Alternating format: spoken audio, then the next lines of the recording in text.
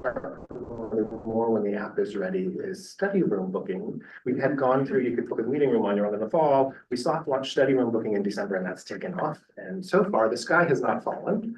We had 12 people book their own study rooms this week alone, which is really, really great. That's a real positive from our perspective. It just makes it. Is there a limit on the number of times or days in a row you can book a study room? That's a good question, Jennifer. Do we have a limit set? It's once each day. Once a day. You know, I just wonder about our library in Aptos is so busy and those study rooms are, I mean, just seem like they're always booked. And I would kind of hate for the same 8 people to just be booking them every single day so that other people, you know, cannot access. So a couple of things. So we've left the morning, I think it's the first hour, right? Open, so no one can book the first hour. So there are many people who show up right at opening to see if they can get a study room. So we try to keep that access there. And then the reports that we get, and I'm not going to share names, but they give us identification for people who book a study room, a degree of identification. So if we see repeat users, we can have a conversation about like accessibility. And Thank you. Sure it's a bit different. I would think one of the pitfalls might be someone trying to do business out of our library on a regular basis. That's why we have our policies in place that give us the opportunity to say that's not allowed. So more to come on that as we move forward. A couple of other quick things. Mike, you'll appreciate this. The solar work on Capitol is progressing. We had hoped that it would be done by now. We're doing some additional work later this month. Laura, right, to bring the electricity down. They're doing the first shutdown of the system 2 days from now. Then they're doing more install. Then they have the big shutdown, hopefully by the end of next week. But it's all supposed to be done by the end of the month. Will the shutdowns all be on closed days? They'll be between 6 and 8 a.m. Yeah, before us. That's great. Open. Yeah. So that'll be really nice. I just want to extend a gratitude to the Capitola Friends for funding that work. And they've also funded a little bit extra for a station that gives a reading of the energy savings inside the building that can be used for educational purposes. Are interesting. Let's see. Some of you may, I'm just making you aware, some of you may have seen in the industry news, if you follow bookstore or library news, Baker & Taylor, which is a major book wholesaler for libraries across the country, and many moons ago, a former employer of mine went out of business. And has signed, they had contracts with them for their materials, and other wholesalers are trying to step in and pick up the pieces. Luckily, under the guidance of Sarah Harbison, we were already in the process of moving away from Baker & Taylor earlier this year to our new wholesaler. So we were a little bit of a step ahead of the tragedy, and we're in a better spot in terms of being able to get our books in. Than many of our colleagues around the country on that. I just wanted to make sure you guys were aware of that because you may have heard about that through other areas. It hit PBS, it hit NPR, it hit a few different places. And then the other thing I just want to shout out from this report, sometime this month, we're supposed to get our $10,000 check from the Carnegie Foundation in honor of having, we had some of the original Carnegie libraries in Santa Cruz. And that is partially from them in acknowledgement of the 250th anniversary of the country. So in the spirit of that, we're going to use that money to put in materials in our collections that speak to the founding documents, speak to civics and the power of government for all ages and all locations, including digital. So hopefully that'll be some nice conversation pieces for people. That's all I'm going to call out from the report. I'm happy to answer any questions. For sure. I have a question and a comment, and I'll start with the question. So did we get the Carnegie money because we had a Carnegie library? Did it spread? Okay, cool. Yeah. So we still have Garfield Park, which is the Carnegie Library. If we had repurposed that, would we have been in line? Let me put it this way, if the city of Santa Cruz repurposed it and turned it into a museum Uh-huh. or done something else with it, where Uh-huh. it's no longer under the library, we would no longer. we would Okay. not be allowed. Okay, well, good for us, okay. Not in jeopardy in this building.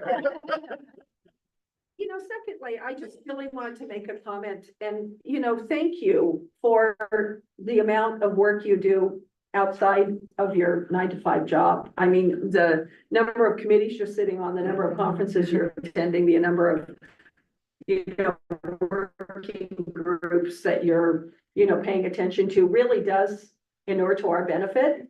And I just want to say thank you, because I know how much you work here. And then it looks like you'll have almost another full-time job doing your other extracurriculars. And so thank you for that. Thank you, Tricia. And I will extend that I'm able to do that because I'm supported by a very strong team, who are represented to some degree here, sitting in the back row. They allow me to have that flexibility to do that. So thank you. Thank Your you. comments are appreciated. Okay, we'll move on to report by the Friends. I'll stand up since I'm in the back row here. Nice to see everyone. Hi, Sarah. I have pretty good positive updates. We've got a couple of campaign updates. We had a fantastic end of year. Our end of year campaign, which is really all about unrestricted funds, was very successful. The numbers are still coming in, but we're close to 90,000, which is maybe 15,000 more than what our goal was. So that was really nice. And then the downtown library campaign is doing really well. We have our $3 million goal, but we also, that does not count the Santa Cruz Gives, which I believe we were 13th on the leaderboard when it just closed. So there's some funds coming in from there. And we are, I believe when the Santa Cruz Gives money comes in, we will have hit our Monterey Peninsula Foundation $400,000 match. That will be done. So we'll be ready to launch kind of that last phase of the capital surprise coming, but that's all. That's it, just a teaser. Yeah, mentioned, Christopher had mentioned the solar energy installation in Capitola. There is going to be a save the date, January 24th at 10 a.m. There's going to be a little celebration, ribbon cutting, even if maybe it's not totally done, but that's okay. There's going to be some nice celebrating that day. And then our community reads is kicking off, and we're really excited because January 22nd is the first of 9 events. We have the actual author coming to the Collegium Theater on the 24th of February. And then rounding out, there is like a dance off on March 1st. So really excited about that. And we're hoping to be rolling out our 2025 annual impact report pretty soon. So that and strategic planning is in great shape. We're basically just aligning ourselves now. We have strategic plan drafts, and we're waiting for the library's first draft so we can make sure that everything's nicely aligned, and then that'll be rolling out too. That's it. Thanks, Sarah. Yeah. Thank you. Is it a robot dance off? No, That sounds intriguing. no, it's gonna be worth going to. That's in La Selva Beach. That's gonna be Let's figure really it out. fun. Yeah. Yes. Yeah, there's another dancer too. Yeah, that's gonna be Mhm. well worth going I love to. it. Yeah. Are there any member reports? Commissioners? Tricia? Well, yeah, my member report is also about OCR. I don't know how many of you read the Sentinel every day, but above the fold, we got the front page story on OCR. And I'm just so happy that this is a program that was generated from the Friends, but in close partnership with the library system. And it's such a success. We're in our 8th year, and this year is really going to be spectacular. The book that the community has selected is, you know, just lends itself to all kinds of programming. But one thing I did want to tee up is that every year since its inception, we have worked closely with Aptos High School, where we asked their art department and their creative writing classes to redesign the book cover. And so they come up with book covers, and then they're displayed in the library, in the teen room for the length of the OCR program. And it's just, it's a great way to partner with teens, get teens excited about reading and get teens excited about libraries. So anyway, I just wanted to do a shout out to the OCR team for that. Great. Anyone else?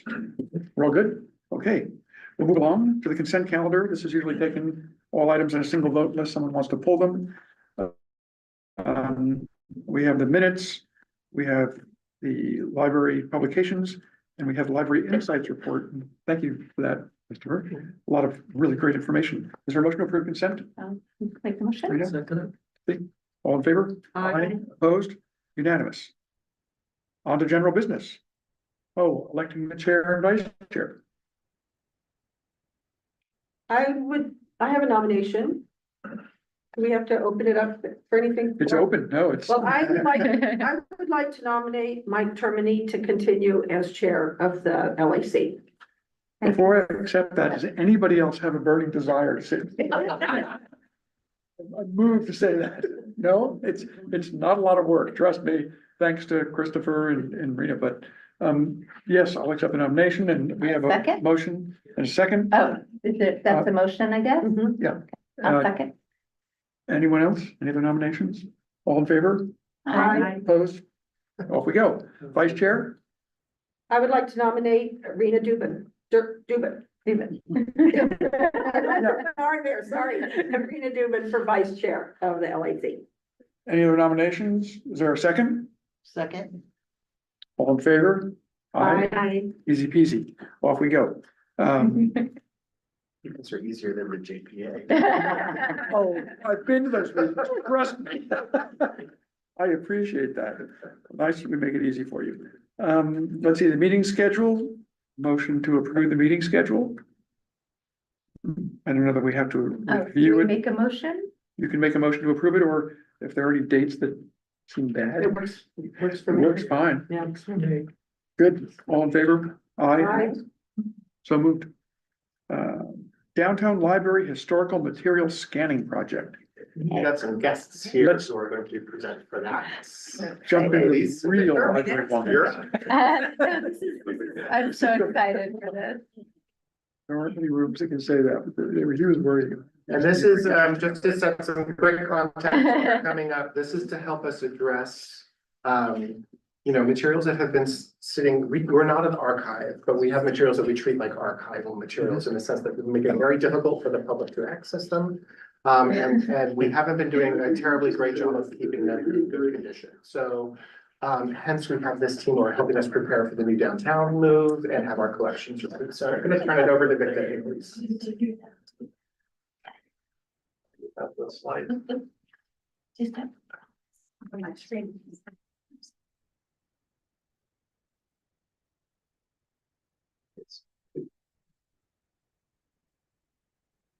Or is it one? HTML. For the one, then I have to go.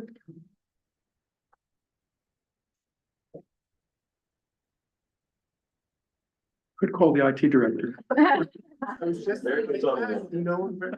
It's on there. There we are.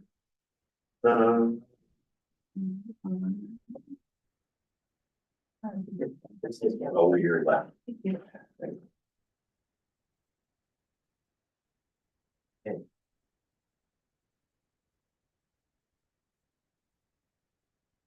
All right. Is that our technology solved?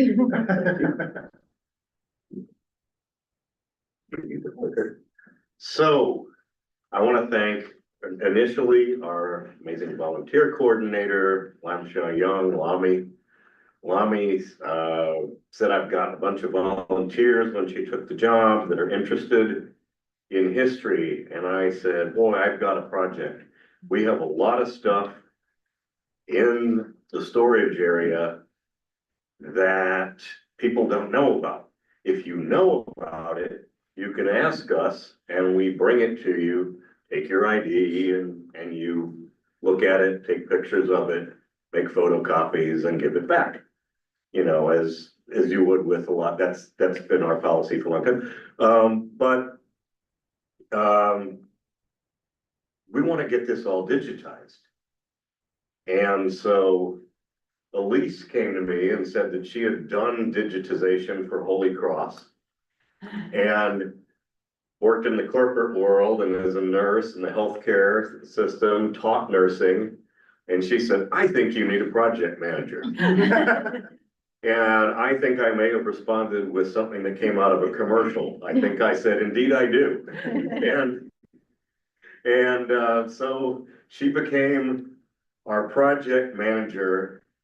There are 13 volunteers now, including Elise.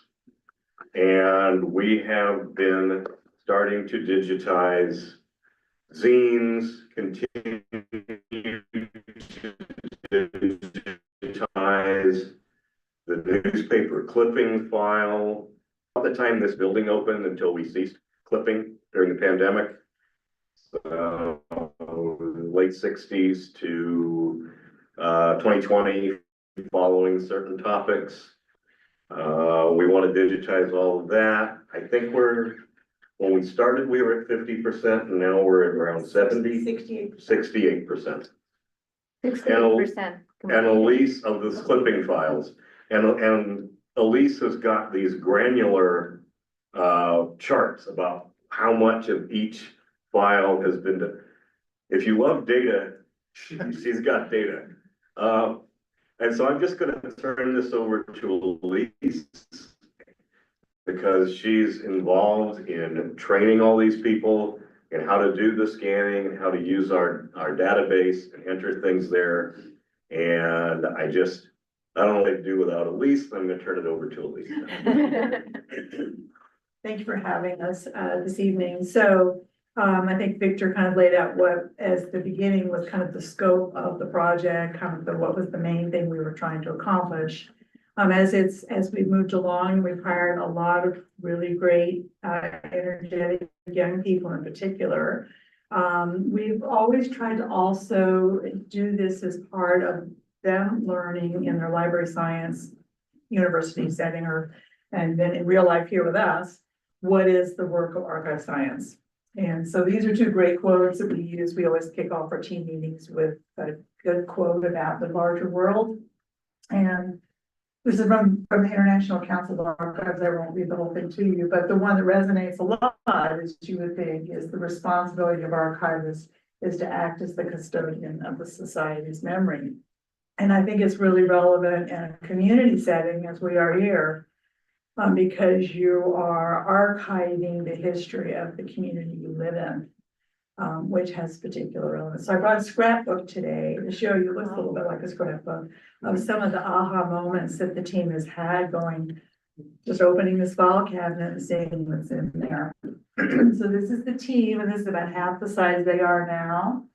This is in the honor room where we meet, and it's about 15 of us, if you include our great leaders, Lonnie and Victor.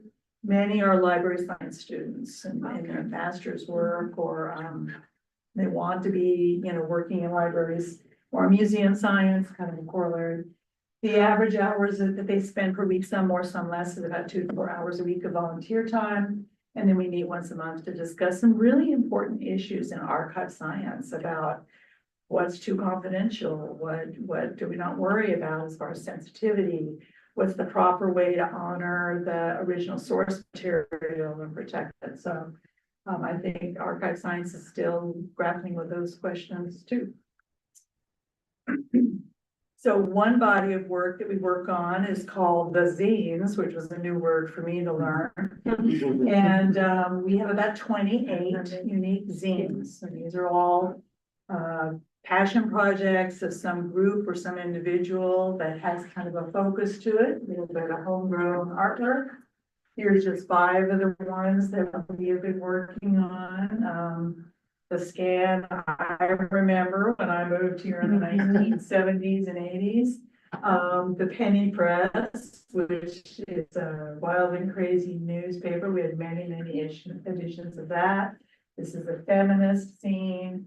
This is LGBTQ's important scene for the community. And this is really, oops, I'm not doing that, really a zine. It's part of our larger project that we're working on with the Second Saturday folks and Dr. Newber Floyd. We just met with her today, in fact. And we're about a little over 50% of these completed and scanned in. Some of them have been microfilmed.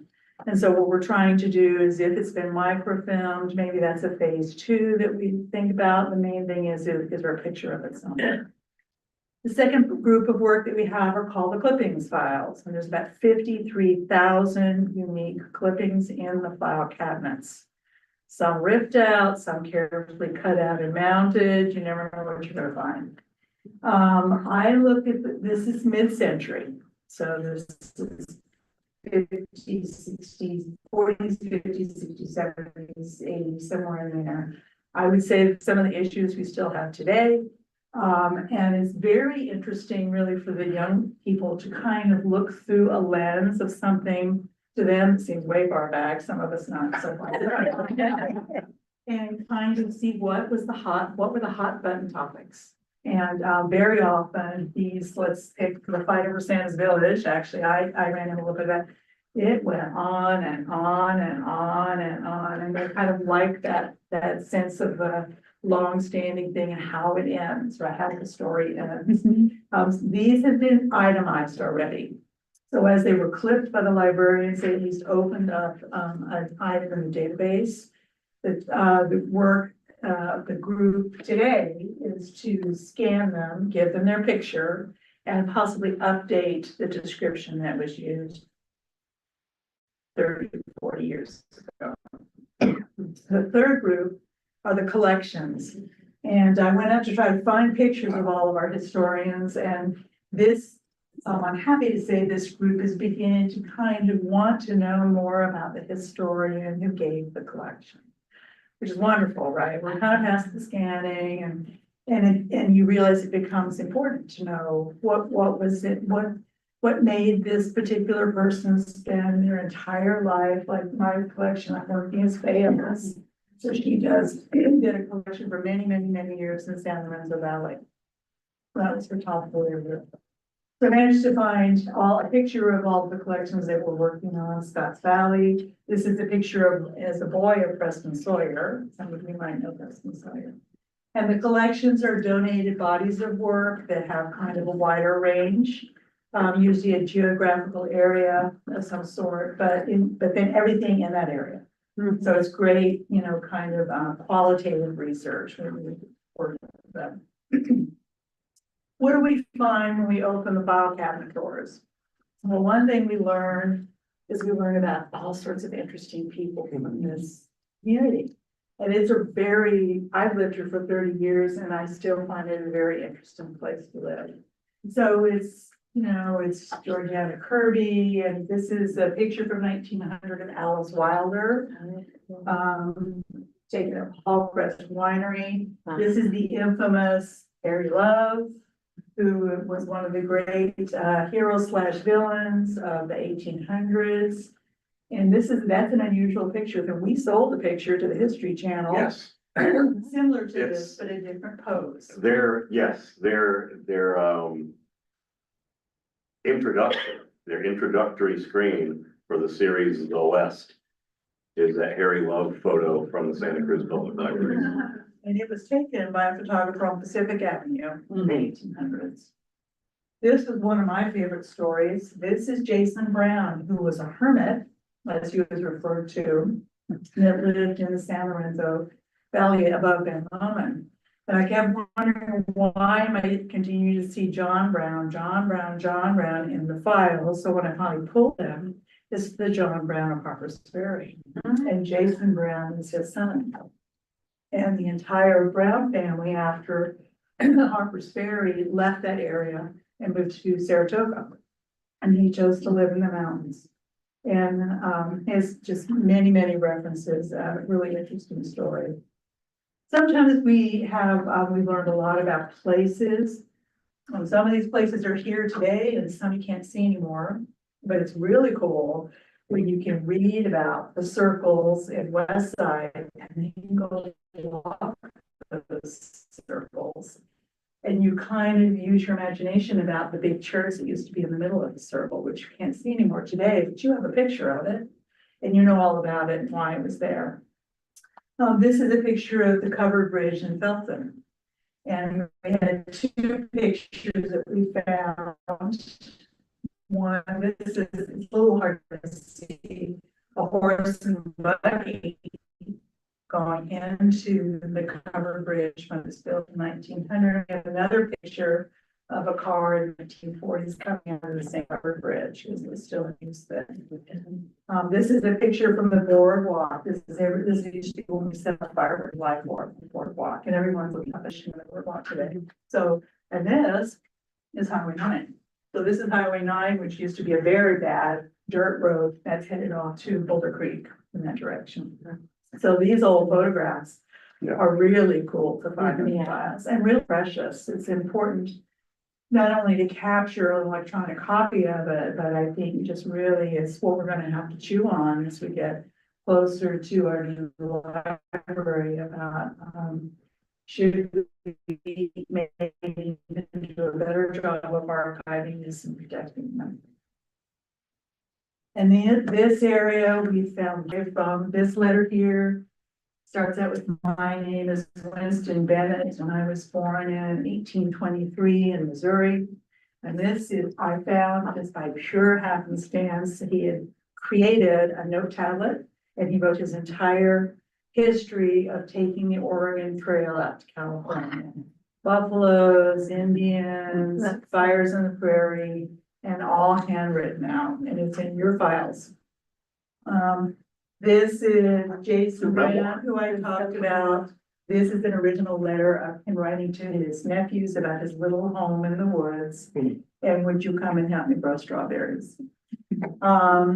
This is, another family who wrote 49 pages in handwriting about their camping trip in a wagon from Ben Lomond to Modoc, California, and all that they saw. Oh, cool. This was a poem that a very famous author named Edwin Markham, very famous poet, and he wrote this to the Santa Cruz Library because he loved Santa Cruz so much. And something must have happened with the library so we found this all handwritten. So this is really nice, and this is a lot of work with kind of holding it out like this and squinting a little bit. And I personally think it's really wonderful when we can transcribe it out so that you can read it for the content. But I would hate to see these original sources be lost, so. And then this last area, we have found amazing original artwork, unique items. This is from 1912. This is a carrier's address. It's your newspaper boy, and it's about his life. And would you give me a tip? So this was from the 1920s. This is a souvenir menu and program from the Federated Women's Clubs. So you can kind of get a feel, again, this so much attention in the past was spent on beautiful color, beautiful original artwork, that it's really something. It's not just a newspaper article. So I find these things precious as well. So our goals for the upcoming year, we want to continue our core work of refining the digital presence in the archives, improving it where we can, and tracking our metrics. And then we hope to be able to play a role as the library makes decisions about the future, because we have such deep knowledge and experience of what's in those files. We're starting to reach out a little bit. We've set up some meetings with the Museum of Art History and other archival institutions, and networking, collaborating with them. We are looking at where those of us that would like to do that and speak about our passion about the work, to do podcasts and presentations out to the public as well. I think we're committed to a podcast at some point. It is coming year. Basically. In discussion. That's great. So, And also, besides that,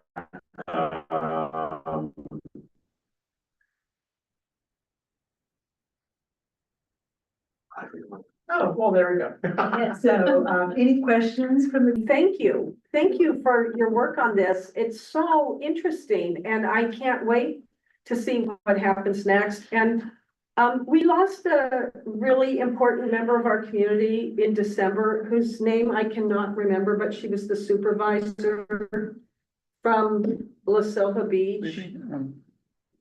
I want to say Robley. Robley, yeah.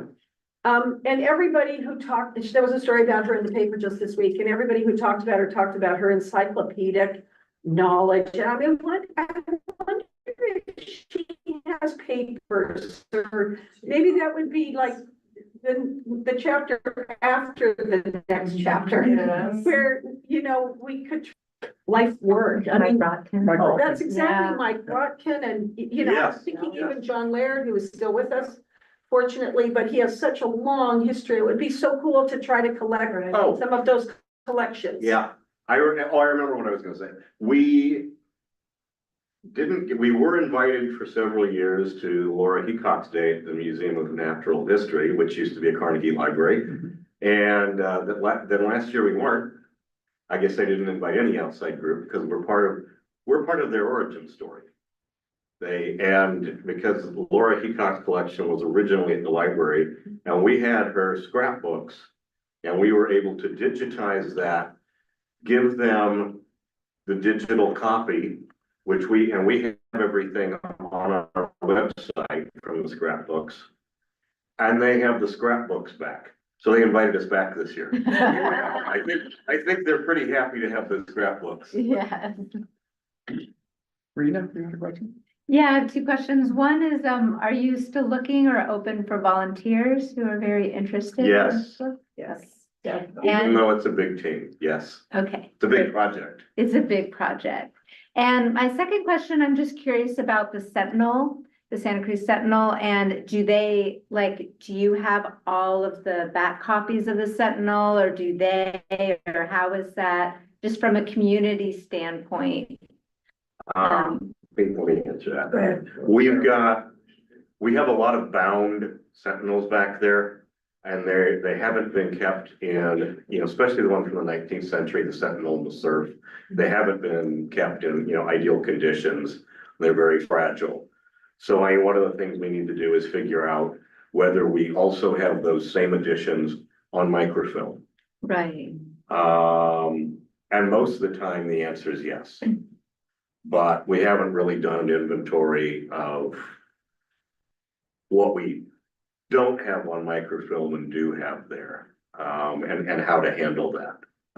That's a question going forward. Good question. It's all part of this work, right? Is to Yeah. understand what we have. I was just curious, I didn't know if Yeah. the Sentinel itself had archives that are digitized or. They do. They They do. do. And we have most of it on microfilm. Okay. And interestingly enough, I was on a call with their editorial team a few weeks ago. And they joked about whether we should be there, and it's not uncommon for the local public library to be the morgue, which is they Right. in New York, we did that, but I told them they would.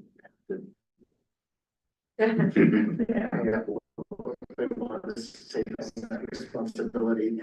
I do just want to interject and say, this is amazing work and it's Yes. volunteer work, Yes. right? Beautiful. So this is a real commitment by this team, which is amazing. And we are learning so much about ourselves as an organization and what we have. And that puts us in a much better position to make the responsible decisions going forward and where we would invest. And I do have one more question, if Yes, that's okay? please. I am curious, for the new so this is all here downtown. So for the new downtown library, is there a space for it? Is that like in conversation? Oh, absolutely. And part of the reason for this one of the main reasons for this is to make this stuff accessible broadly, right? You can see how it's gonna be used. But that is part of our downtown collections conversation. Which of this will we prioritize to go into the special collections room, which will still need to be kept separately, either to be protected or to be rehoused for archival purposes. We still have to answer the question of where that happens, because this building won't be there and there won't be room for that. down there. Right, And then also what is so far beyond that we actually have to get rid of it. And then to Victor's point, we have had, I've had conversations with Amal, she hasn't taken me up on this yet, but you know, the History Museum is an example of, should this stuff, some of this stuff really be rehoused by someone else? Yeah. Yeah. We have the Santa Cruz Art League interested in making some of the Preston Sawyer materials on art. Yeah. We'd be happy to, we have a de-accession form now, thanks to Jennifer. We only had donation forms before. And so we utilized it for the first time. Yeah. When we donated the scrapbooks to the museum, to the Natural History Museum. And we may do that once we have the Art League stuff scanned. They do want it. And the thought is that they will use it. If they can make better use of it, like immediately have a display, yes. Yeah. I have a question. And digitizing and, you know, cataloging this all is wonderful. My question is, when that's done, how searchable will it be? And what is the architecture of the search Oh, mechanism? you can actually Google this stuff. If you can do a Google search and it'll take you to the Calisphere, which is all the libraries and institutions in California. And then you'll get a hit, hopefully the right one, or you need to refine your search. And you get the right one and it'll say, do you want to see that on the host's website?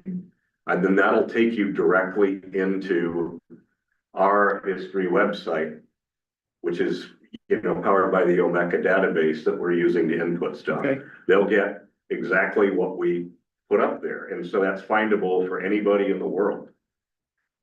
And is it searchable from our website? You would go to local information, local history, and up pops Omeka. Got it. Now, I would say that I'm hoping we'll get to work a little bit with making now that we have so much more on Omeka and more collections, that the website, I think, could use a little restructuring too as well. Well, that's happening. Well, right, but we would like to kind of say, this is how this collection is organized, so like. Do we want some input? But yeah. Yeah, we want. And Ann Young has told me I can keep adding stuff. We won't break Omeka by adding too many files. No. And there's another layer to that, and that's the OCR of scanned documents so that information depicted in the document shows up on a search. Yes, You follow me? So you Yeah. can touch that. yeah. So that, you know, that depends on what we. The language, it comes from Dublin Core, you know, the terms tags, all of that stuff is searchable. And we try to make it so that we put a lot of info that's searchable as much as we know and as much as we have. Always I mean, like there are finding- some things that are just, this is a picture we think from this decade and we're putting it up and we love input. I mean, I get emails where people are saying that they have additional information. And then you verify the information, and if it's verifiable, well, we put it in there. One man wiki. Thank you. Okay. So it sounds like you're working on criteria for what items might be kept after they've been digitized, which physical objects need to Formally, be. yes, we are starting to do some record keeping for Christopher about, as we find what we believe are either very unique media, where the media itself should be kept. And we're keeping a record of that because, as you can imagine, there's a row of 25 file cabinets. We want to make sure when the time comes that we can say, you must save this and this and this for these reasons, yes. A lot of that handwritten stuff, you know, there's things that jump to the top. Yeah. It sounds like storage is part of that issue. Just a couple of aspects on that topic. One of the outcomes of this important work is that it helps us tell the story of what we have in a more compelling way. So when we do go out and look for grants or other funding opportunities, we have some really compelling stuff to show people. And then the other thing is, I'll just say it out loud again, this organization has never invested as an archive. So a true archive, you've got temperature controlled storage that doesn't have things crumbling, and you have the appropriate, you know, and you hire an archivist. The MAW has an archivist, we don't. So, you know, that's a decision point for this organization over the next few years. Is this a place where we can invest and should invest, or should we contract with someone else? Or, you know, what is our role in this community? And I would say that we have a pretty central role in a lot of this area, because a lot of this material doesn't logically sit in any of the community museums that are around or at the MAW. So, yeah. All right, the MAW and UCSC always said, once we scanned it, do you want it? And they're like, no, we're in the same situation. Yeah. It's all expensive, yeah. Yeah. Thank you. Oh, thank you so much. Thank you to the whole team. This is Yeah. amazing. I'll pass that on. Move on to the presentation of the collection audit. You're up, Sarah. Oh. The teacher, everyone. Sorry.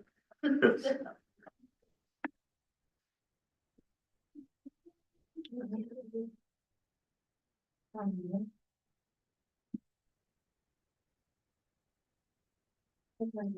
was so engaged in that presentation, I wasn't.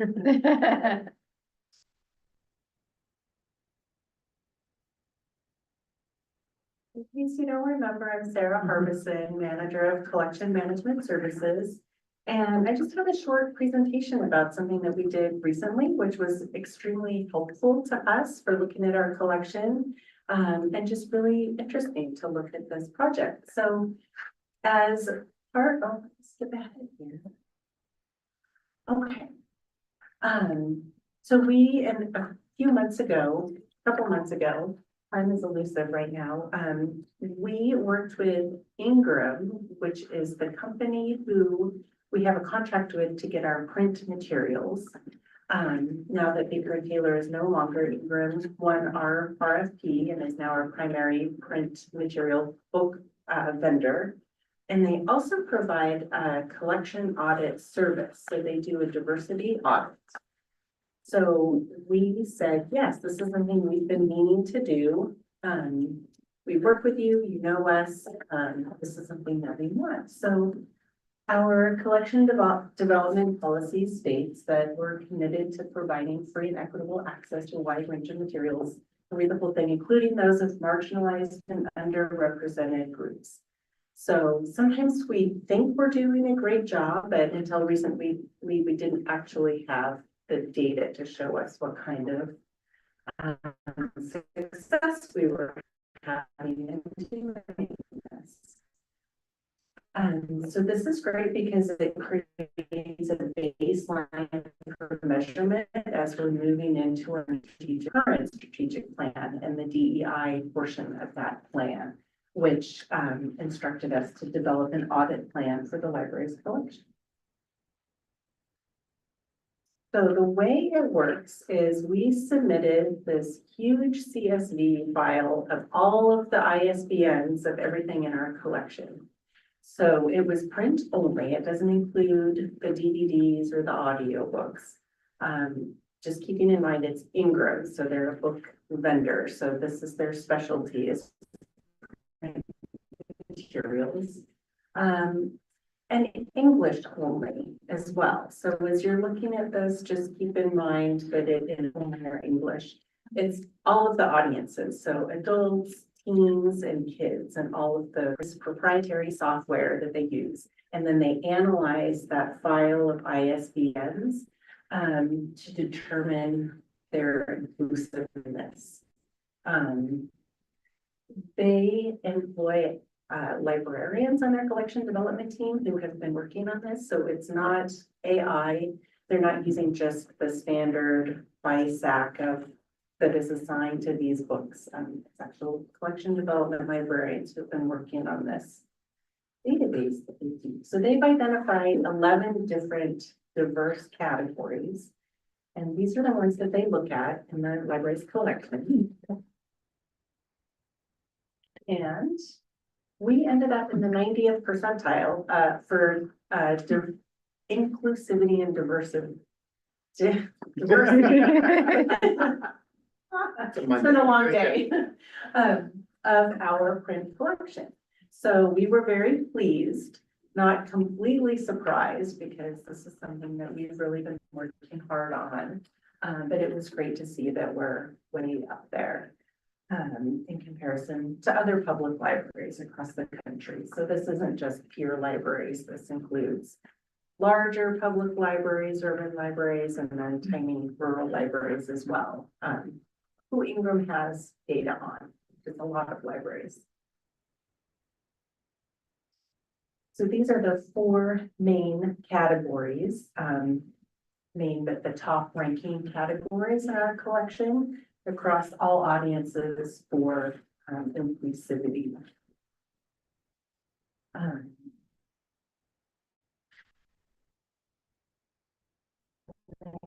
Just wanted to share a little bit about how these categories are determined, just to give a little bit of context here.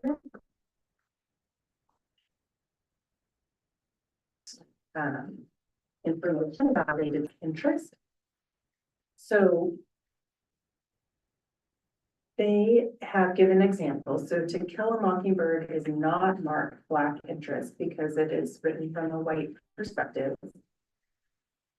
They say all James Patterson books with Alex Cross as the protagonist are marked Black interests. So it's a little more of an art, and their librarians are looking carefully at different titles and different series and works by different authors and determining which interests they fall into. And of course, a work could have several interests assigned to it as well. They also give the example, the novel American Dirt is not marked multicultural or Latine interest because it has been so controversial for stereotyping. So that's an example that they give there too. So what happens next? So of course, because Ingram sells books, they provided us with handy shopping lists. And identifying titles that we don't have in our collection. So our selectors have been reviewing those lists and have identified some of the titles that are the right fit for our collection to make data-driven decisions about what goes into our collection and referring to the client as we approach the new strategic plan. So then we can check in somewhat regularly to see how we're doing. There's growth in different areas, different interests, and different audiences. I have just one question. Having read the packet provided tonight, and we see how much of our circulation is no longer books. And I understand that Ingram sells books, so I get that. But are we trying to apply the same kind of audit principles to our e-resources? Yes, we have a couple of different ways of looking at that. Like each of the vendors can provide a little bit of information about, like Overdrive could provide some, Hoopla could provide some. But it's most helpful if we get an overall picture. So we are looking at our options for getting kind of a temperature check of the entire collection, all physical, all languages, all formats. I think that would be very helpful. But this was a great start just to give us. Yeah, thank you. Thanks. And, you know, based on the examples that you gave us, it seems, correct me if I'm wrong, that it's parsed not so much by the author who wrote it, but more the voice of the prose. You follow what I'm saying? Or To Kill a Mockingbird, it doesn't matter who wrote it, it's what the viewpoint was. And American Dirt, basically the same way. I mean, that's where the conflict is. But would you say that that's where they differentiate it? I think that's what their team is trying to identify. Seems difficult. Yeah, avoiding stereotypes and controversial material and really trying to give we could wind up with completely different, results 20 years from now. Yes. Mhm. And it's, And maybe it's, different this, interest categories. this is an interesting science. Like, it's fascinating. Thank you. We catalog all our books, to make them searchable. But we don't necessarily put that kind of thing in a catalog record. This is a fairly controversial thing to do. Yeah. To kind of create these kind of segregated ghettos that Right. authors do not appreciate. But it is a useful tool for us to measure and understand what we're putting in our collections. And Tricia, to your point on especially the Libby app, the Overdrive app, probably much of the titles in that are duplicates of print copies. I think it's as much. Or probably. And Christopher, it wouldn't be to the exclusion of some authors or subjects, but it's just an additional search term. Would you say?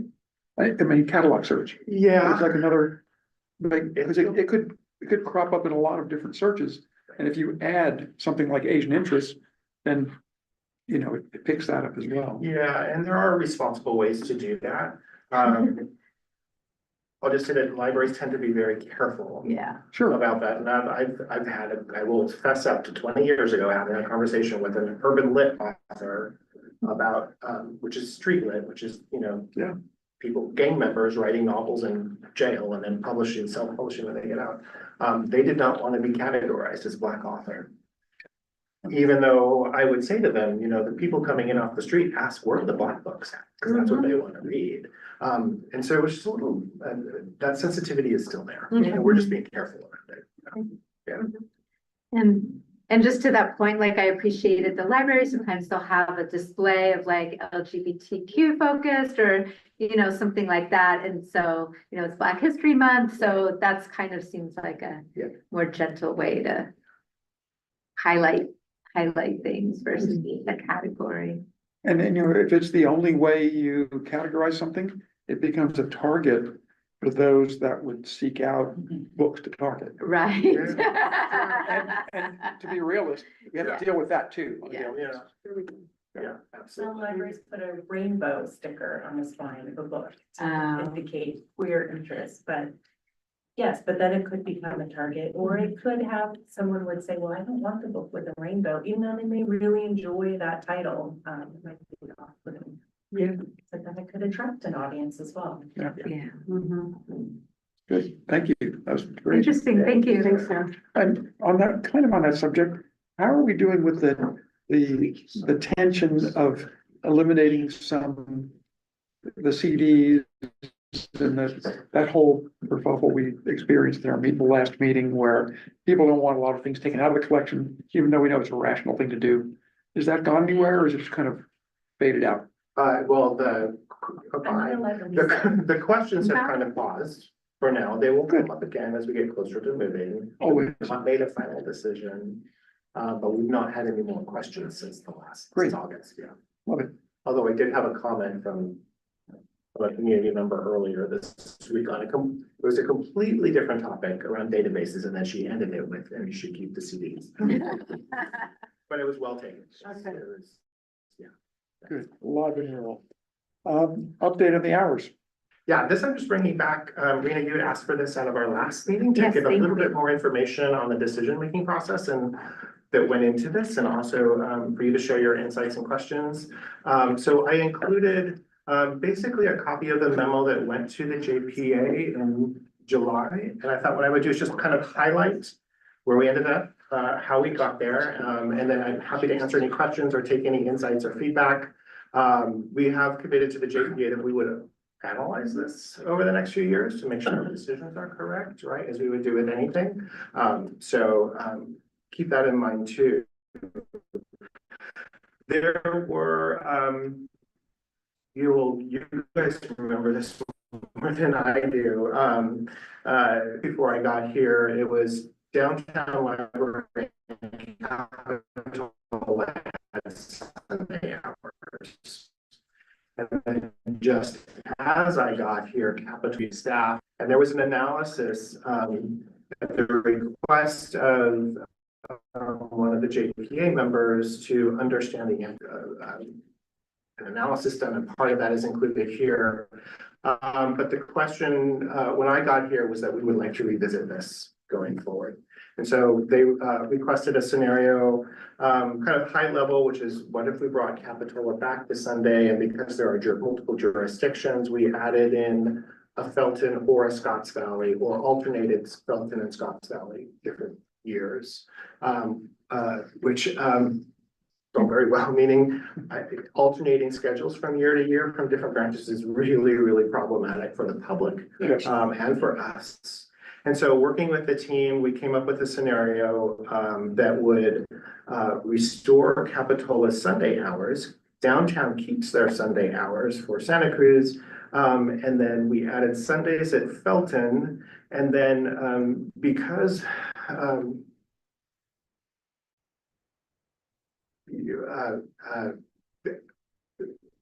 we serve 4 jurisdictions, we have a responsibility to each of them, and also the jurisdictions have agreements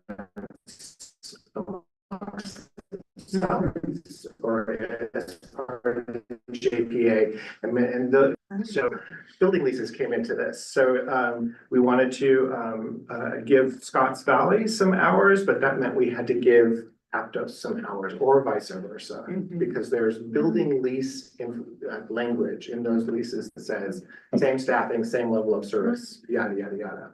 So we went through a number of different scenarios, and where we came up with was 2 things. One is hours and one is outreach. So I'm going to start with the hours. We would give the Sunday afternoons to Capitola and Felton, and then open Aptos and Scotts Valley until 7 instead of 6, Monday through Thursday. So each jurisdiction, not downtown, gets 4 extra hours somewhere during the week. And the thought is that Capitola and Felton, you know, I don't need to explain Sunday hours so much, but that's space for people to come and get books or to hang out or do whatever. And then the weekday evening hours for Aptos and Scotts Valley, where the thoughts were there's a lot of commuting going in those 2 different directions. And this gives people who struggle to get there before 6, they got to pick up their kids, they got to get to Watsonville, whatever. They have an extra hour during the week to do that. We did talk a little bit about whether we would alternate closing hours. This is a couple of times for different branches, and my understanding is that the libraries used to do that, and it was also confusing for patrons. Very.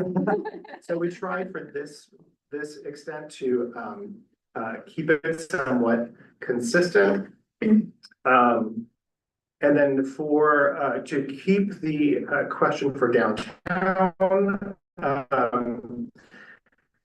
just because we wanted to make sure that that part of the conversation wasn't lost, we went back to the demographic data that was compiled and studied in May of 2024, because it was still recent enough to use as part of this decision as well. And that's where it was acknowledged to the board at that time that if we were to base 7-day service entirely on population density, Branson 40 would actually get the Sunday hours and not downtown. But we're keeping the downtown library largely because in terms of raw numbers, the downtown library supports the highest numbers of households living under poverty, as well as the highest number of school-aged children.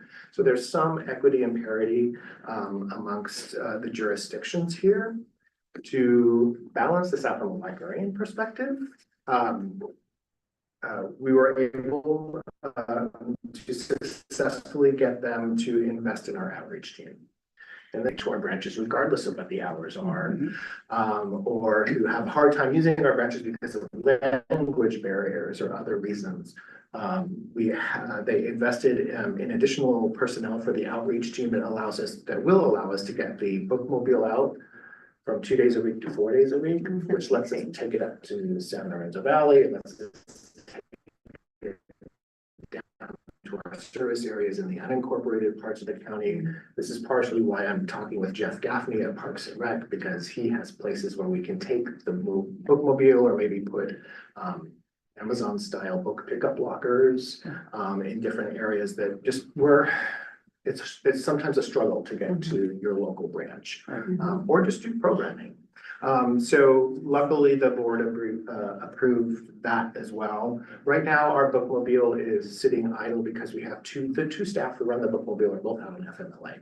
So we're in the process of doing a temp fill, and looking at getting that out, and training other people to drive the bookmobile, if any of you are interested. Love to, you know, I begged to bring it in from the Midwest where it was built. Please, let me transport. It's not self-driving. No, I know, but it was just a thing. While just to close out the outreach thing, and this will come out in my update on strategic planning. We really see that outreach as a tool to reach the bilingual population, or the Spanish speaking portion of our population, which I know is not news to you either. I think probably every strategic plan in recent memory has cited some version of that. It's front and center in the new strategic plan too, so we'll take care of keep that going forward. And then the last little piece of this, that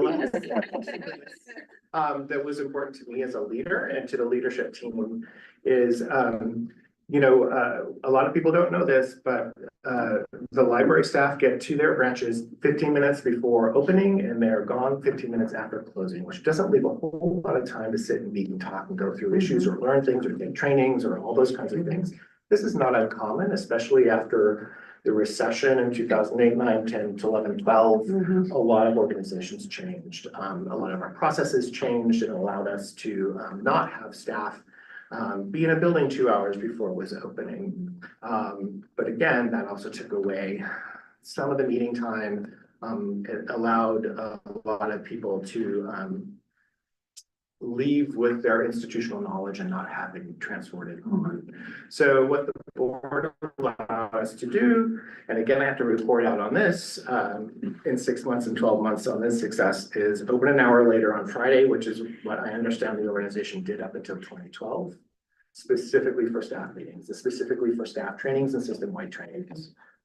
We heard out of our own staff feedback from the strategic plan interviewing that communication and training are really, really important to them. And so this is one step that will allow us to help improve that. And we're giving them agendized meetings to have. So it's not, branch, what are the upcoming plans for the branch? What are the communications from central? Let's talk about it and answer questions, and then a diff ship or an outside trainer or what have you. So hopefully that will help improve that as well. So there's multiple facets to the hours. I just wanted to get that out there, and I'm happy to answer any questions or any insights you have. First, I think- thank you on behalf of this commission for listening. No, I really absolutely. appreciate you doing this. It's not the norm, having been here a long time. I'll just say that and leave it. It's all right, it's my job. Well, thank you. This agenda item was so full of information. I loved seeing the, site visits, and I totally and completely agree with everything proposed. I will just say that I think there will be a lot of pushback on, I understand the importance of that hour, and I totally get it. You definitely need to get a time where you can do training and pull your team together and discuss. But, I drive by the Aptos Library, most days at around 10 o'clock because of my schedule, and there are all the people lined up. And so my only question is, because we're going to get pushback, is Friday the right day? Is that the lowest number of visitors of the week in the? It was, Or can it be in the afternoon, like instead at the end? As opposed to the morning? okay, so good questions, both of them. Baseline, we will analyze it 6-12 months in and make changes necessary. That Friday morning hour is not the busiest nor the least busy hour of any branch. And if you go look at the other days of the week, it's not quite that different. We know that there will be some unhappy, especially in Aptos and probably Scotts Valley and a couple of others. There will be people in the staff. Know that if someone is not happy with the answer, they can give them my office number and my email, because I have no problem answering those questions in a very diplomatic way, and it will probably be bumpy for a couple months. At the same time, in 4 of the locations, they're getting extra hours elsewhere. And then, as happens elsewhere, when you change hours, people will adjust their habits and shift that way. If we find it's not working, I've committed to the JPA that we will revisit it and tweak it or stop doing it or what have you. But it's really, really an important investment. I see it as an investment in our staff. Yes, Yeah, it is. yeah. It's very, Yes, very no, rational. it is. Yeah, Yeah. yeah. I just appreciate the fact that you're willing to look at it. I mean, Yeah. because I do think there will be pushback. I mean, I love the extra hour in the evening. I Yeah. mean, when I was a So little good. girl, we went to the library in the evenings after dinner, and it was, so, I mean, it's such a memory in my, Yeah. you know, in my mind, going as a family with my dad, you know, so that's a neat thing to be Yeah. able to Yeah. do. I totally get that. Yeah, I do really appreciate all that you wrote down and that you're continuing this conversation. Yeah, I think it was very difficult when the hours were so haphazard. And I mean, I had it like in 3 different places. I couldn't remember because, you know, and my kids were little, we were going to all different libraries. It was really crazy. Yeah. And so that Friday morning, I'm just thinking like, if it was in the afternoon, I don't know if that's the same for the staff or not. As opposed to the morning time, which is consistent because it's already a different time in the afternoon, so people will just, you know what I'm saying? Like, I just think if you had like, oh, it's 10 to 7, Monday through Thursday, and then Fridays, I mean, 10 to 4, 10 to 3, whatever. But We'll take that off the table. I don't know, I mean, I don't know how that. If it's advertised that, you know, if it's I ad, was gonna say, I think it's just like, it's just off the top of my head, you know, keeping people out until 11 is easier than getting them out of the building. Ah. clearing the library.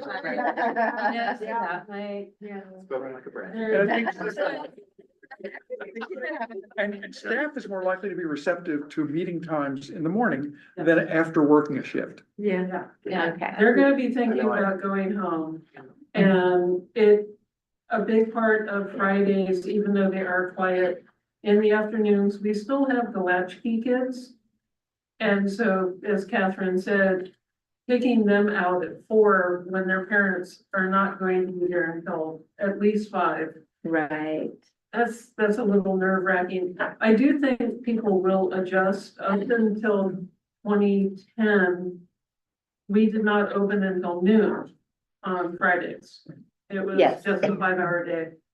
And it took a very long time for people to get used to 10.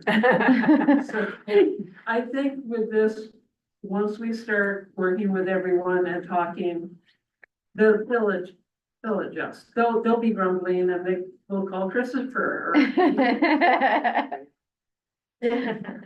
Well, I really appreciate the open hours and the staff, having the staff time. I think that is important. So, yeah, thanks for Nice work. everything.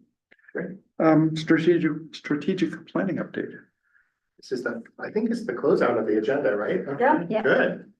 We will, this is my favorite part of the agenda because I love strategic planning. Yeah. Yeah, listen. So what you're getting today is an update. And you will get a draft of the final plan at the next meeting. For discussion before we take it to the board. The board approves the strategic plan at their May meeting. The consultants we're working with are really, really good. They're on it. They're actually gonna have the draft done probably by the end of February. So that gives us a chance to cycle it back with the larger staff, let them kick the tires, bring it back to you guys. And really have something solid by the time we get to the spring.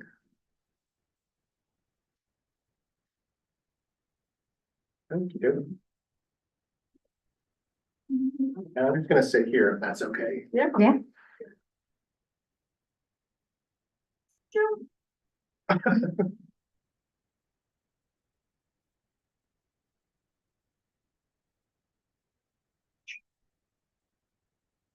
May I ask a quick Sure. question before? I'm just curious, how do you figure out how many patrons come into the library if they're just sitting there and they're not checking out any materials? You count. People counters. Huh? We do You have a we have count. people counters, yeah. That's good.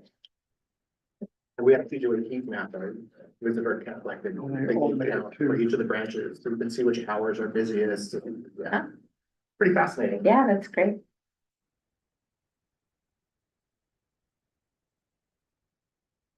Maybe. I'm not letting them go home early, too. We actually installed.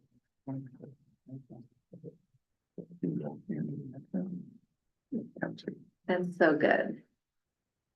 It shows your custom PowerPoint. Yeah, it's just not getting to the. I have a question, well, that's being chewed on. And I don't know if it's appropriate to bring up, but I remember hearing about issues where staff was being harassed by the public.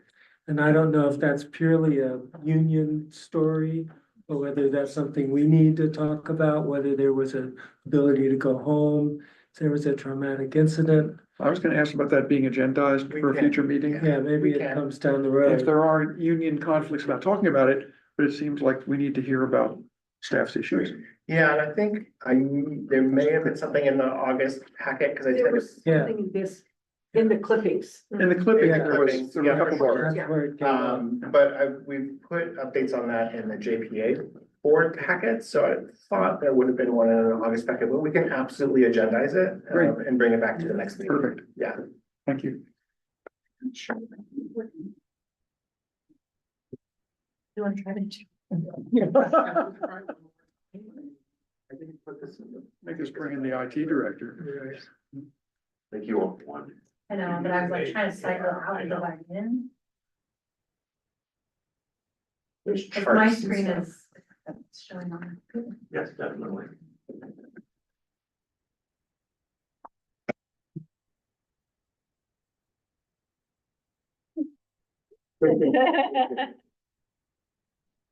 Maybe. You have to bring up PowerPoint, but maybe PowerPoint's just reduced. Is that Elisa's skill or is that? No, that's not on my screen. No, that's. Hardwired. Yeah. It's showing the, You're in full screen and PowerPoint on your screen, that's. yeah. That's interesting. Oh, There we go. There we go. Before I walk back in. That's what it said. So this is, I'm gonna show you some of the data that the consultants compiled for us, then a little bit of the work that we've been doing. And set up for when we bring the plan back to you. This was the initial packet of findings that the consultant gave us. So remember that we did interviews, focus groups, we did community surveys, all 22 zip codes in the county responded. And staff, I think just about every staff member in the library responded. And then we did some peer analysis. So this was what was not quite ready in October. So now you're seeing it. So the data insights, they took a mixed method approach. I'm just telling you, we had the interviews, we had staff and partner surveys, we did the community surveys, and the peer library analysis. Those are the 4 categories of data that they have then baked into insights. And here's what an insight looks like. So this is just overall patron satisfaction. And if you're able to read it, on the left are the sources. You can see the interviews, community surveys, stakeholder, peer library. They've got the boxes checked. And what they did for overall patron satisfaction is they used a network promoter score. I don't know if any of you have heard of that in the past. It's just a very basic kind of question that says, ultimately, do you like the library enough to recommend it to a friend or family member? And a lot of different companies use this now. A lot of the score runs from -100 to +100. A lot of like CVS, McDonald's, Verizon use this, and they tend to hover around 10, 12, 30. Nonprofits tend to hover a little bit higher because there's usually some sort of emotional or ideological connection. So overall, we got a net promoter score of 67, which I'm told is good by the consultant. And that just means that people, this is no surprise to you, Santa Cruz loves its libraries, so I'm not going to dwell on this. Library purpose, we tried to suss out if there was just an overall direction from our community members in terms of the big investments we make. The 3 biggest buckets that we drop money into are space, collections, and programs. And guess what? People love all of it. It's not entirely helpful, but it was helpful in understanding that we gotta be very careful if we touch any of those things, so, and I should point out the recommendations on the right are from the consultants, so we've already massaged and moved beyond many of their recommendations, so don't spend too much on those. Another important aspect was workplace culture. Timothy, this is where some of your question comes out, because this is all happening around the same time. Again, a very high network promoter score, 74 from our staff. Wow. Staff love working for the library. They're proud to work for a library. That doesn't mean that there aren't issues that we should be focusing on. And those are coming out in our strategic planning work. And I'll talk more about those in a bit. But a lot of it has to do around safety and also just a question of like, how much social work, in quotes, does a library do these days? Right. And the expectations around that. So more to come on that. Library hours was the number 1, 2, or 3 top request from all of our stakeholders. And what the consultants helped us understand is that sometimes this is about access and sometimes it's just a place, right? A space to be, right? And so this is helping us understand balancing the hours versus like if we do pickup lockers, do we do pickup lockers in West Santa Cruz or down in Corralitos somewhere or something like that, you know, just, again, just kind of extend that library presence. But not a surprise there. This one, of course, not a surprise to anyone here either. This one's shown out probably the strongest is we really need to solidify our service to our Spanish speaking population for a variety of reasons. It was a challenge this season to actually get them together. We couldn't get a focus group together, and despite all the outreach we did, because there's probably reasons people didn't want to get together. Right. To talk around this stuff. But it also, one of our staff put this really succinctly, which is, you know, when the library goes out every 3 to 5 years and gets themselves in front of Spanish speaking people and says, you're really important, tell us what matters to you. It's, you know, if you only do that every few years, why should they open their hearts and minds, right? So what this tells us is we need to spend the next 3 years building relationships with this community and among this community. And so one of the key aspects that we're going to be bringing out is an advisory council. You know, we do teen advisory councils. Getting a group of influencers or stakeholders or partners in this area to actually build those relationships. So 3 years from now, when we're doing this again, we have a solid ground to be working with. Another key interesting thing that we're going to be drafting out is what we're calling a Spanish first bookmobile, or at least also taking the big bookmobile and making it much more bilingual for depending on the communities that we're serving. So again, just being very visible and very intentional on committing to serving this large demographic that we don't necessarily serve the best today. I will say that our librarian level staff just recently got the ability to get bilingual pay. So that's lifting more people up into a strata that can be doing programming and outreach. I have a question. Is the 30%, because the Watsonville Library is different. So is the 30% of people in Santa Cruz County, is that including the Watsonville Library, like the area that's part of Watsonville that isn't part of this library? No, they're very good at carving out our data Okay, so it's versus the other 30%. service Okay, areas data. that's great. I had to look for Life Lab, and the city of Santa Cruz also would have very close to 30%. Yeah. Yeah, that's Yeah. good. Yeah, we should. do that. We also spent quite a bit of time discussing or getting feedback around our vulnerable patrons. And here we're defining this as people who are experiencing homelessness or mental health issues or addiction or what have you. A lot of interesting information came out of this. We actually did a focus group over a homeless garden project. I sat in on that. I thought it was one of the best focus groups I've ever sat in, because I've never sat in a room with people who love their library so much as these 12 people who are experiencing homelessness. And so one of the interventions that we want to do out of this is similar, another advisory group with stakeholders and people from this population to help us, again, create those connections. And also, how can we responsibly provide library services to them in what we're doing. Awareness and marketing, this is a joke amongst library directors. You can never tell people enough about what we do. They could the joke, Sarah was here earlier of being marching downtown. And telling someone, we're getting a new downtown library 3 blocks away from where the library is going up and they had no idea, right? So. How do we tell our No story? surprise. Yeah, no surprise, right? I mean, I would only add to that, helping with the downtown capital campaign, I talked to a number of people who say people don't use libraries anymore. And when you look at this report, how many people use libraries? And what they're really saying is, I don't use libraries. Entirely. So we do have to keep the message up, keep We beating the drum, yeah. absolutely do, and meet them more where they are. Which gets to this, thank you for keying me up, because I think I've talked about this before in numerous settings. Last fiscal year, we did over 4,700 program sessions across 350 topics. That's great.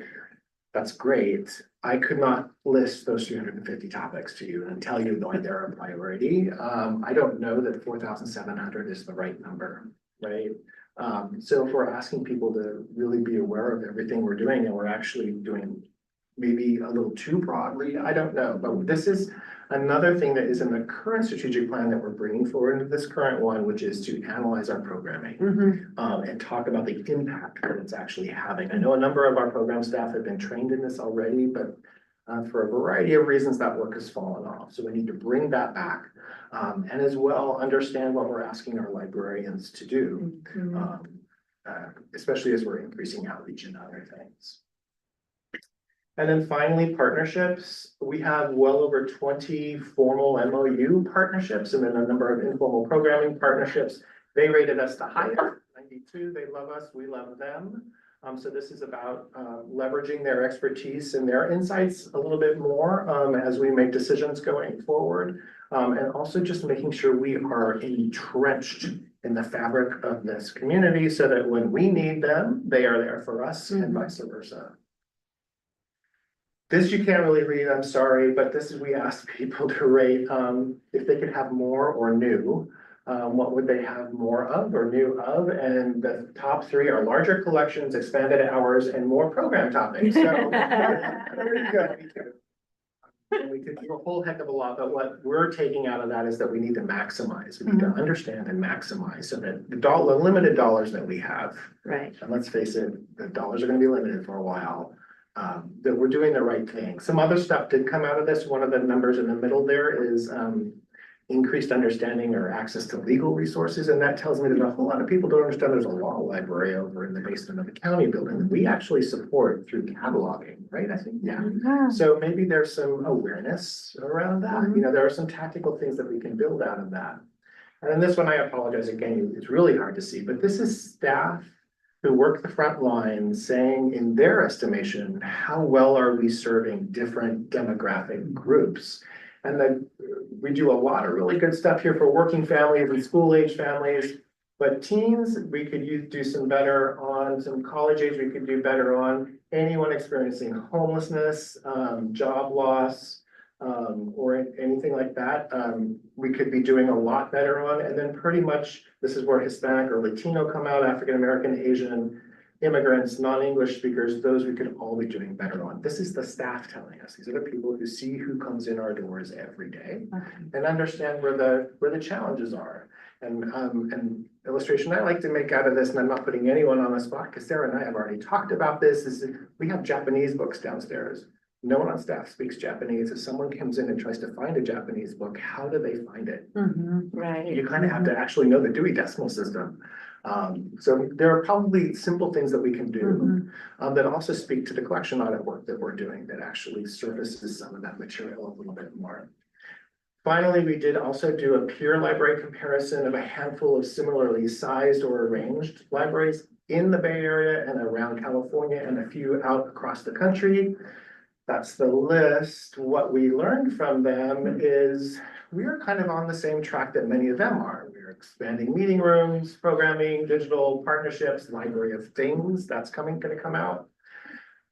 Dying and contracting services. I'm not going to use those terms, these things, because really what this means is people are finding these things in different ways in the year 2026 than they did 30 years ago. So reference services, disc collections, internet computers and genealogy, Genealogy is really strong here. We have a really good relationship with our genealogical society. We're not touching that. This is, I think, just a reflection that a lot more people can get a personal subscription to Ancestry.com.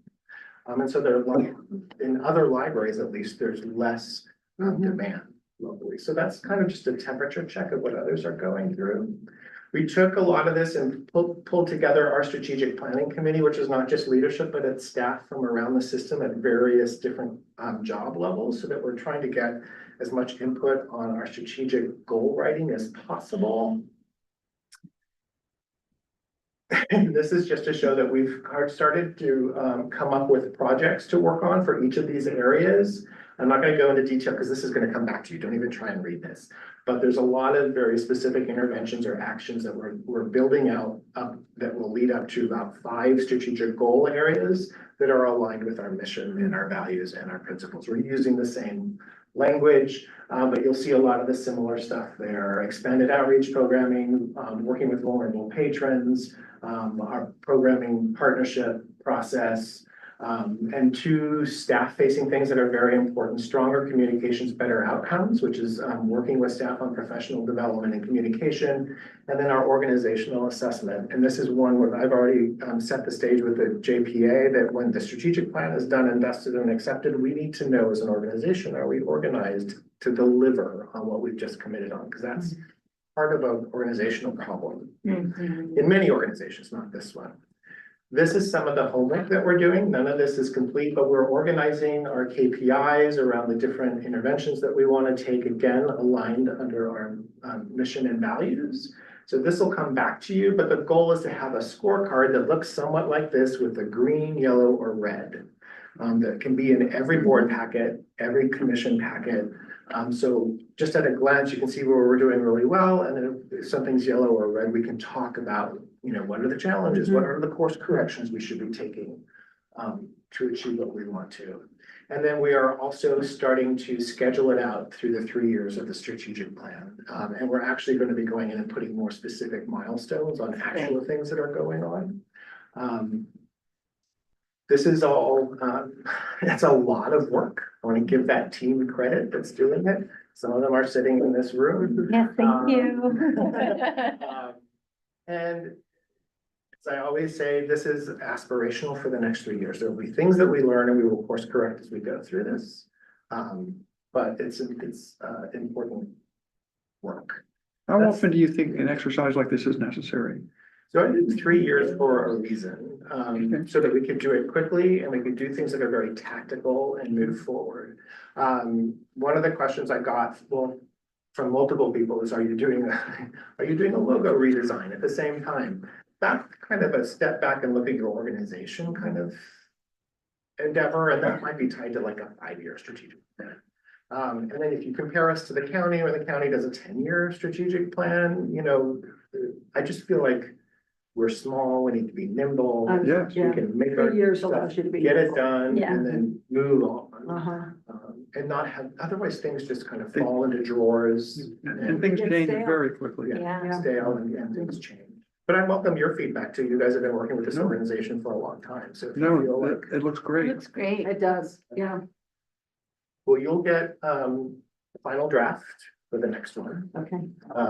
So you really be able to kick the tires on what we're doing. Thank you. No, it looks Thank you. amazing. It sure does, yeah. Yeah, thanks to everyone who's been working on it. All right. That's neat. Where we are on the agenda. But We're at the end of the. Scheduling of upcoming meetings, April 20th, Aptos Branch Mhm. is our next meeting. And does anyone have anything for the good of the order? Any complaints? Any more throwing laurels at Christopher? Laurels are always It's the staff. Always.